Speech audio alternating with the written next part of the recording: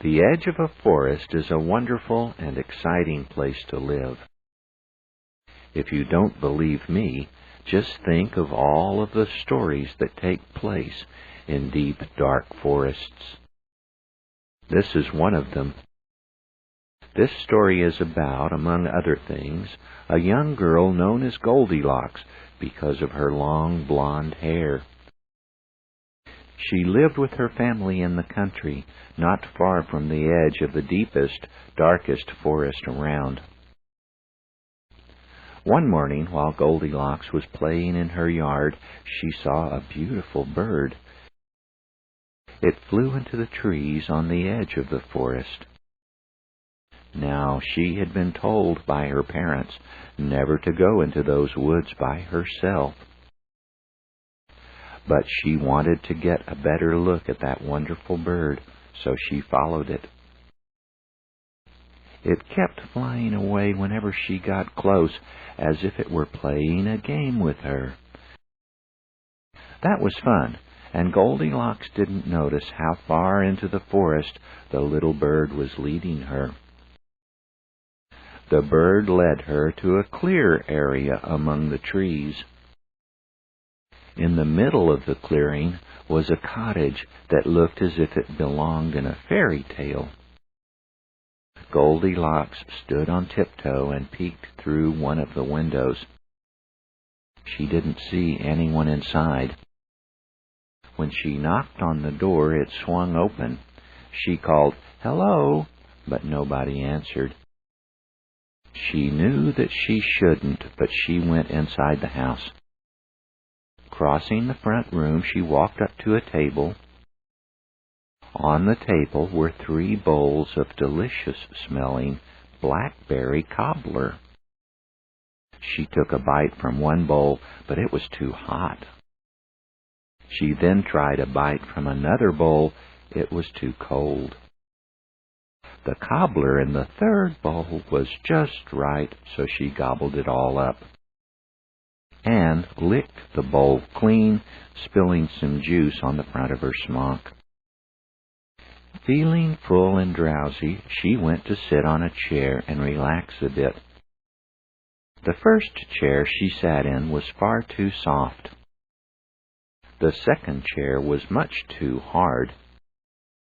The third chair, a cute little thing, was just right. But when she sat in it, it broke to pieces. Still feeling like a nap, she went upstairs where she found 3 beds.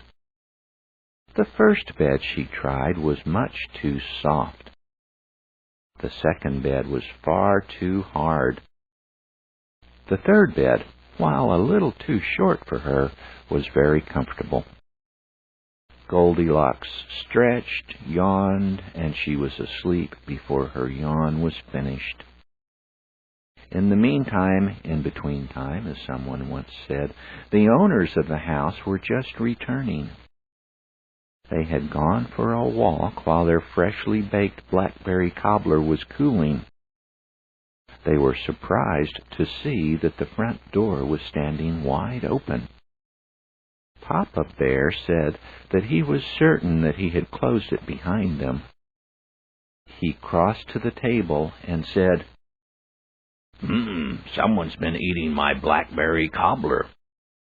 Mama Bear looked at her bowl and said, "Oh, someone's been eating my blackberry cobbler also." Baby Bear said, "Someone's eaten my blackberry cobbler all up."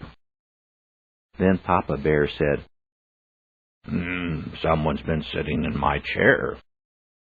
Mama Bear said, "Someone's been sitting in my chair, too."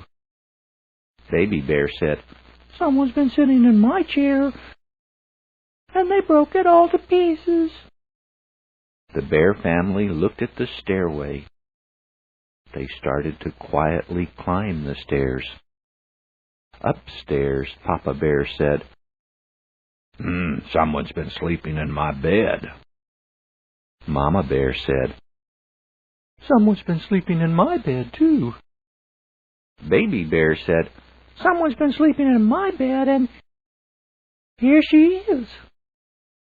Goldilocks woke up and saw that she was surrounded by bears.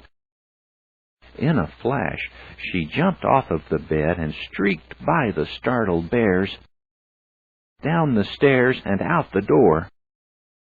She ran through the forest back the way she had come.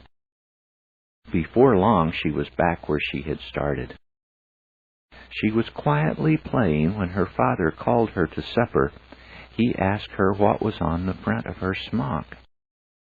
She said, "Well, it may look like blackberry cobbler, but of course it couldn't be."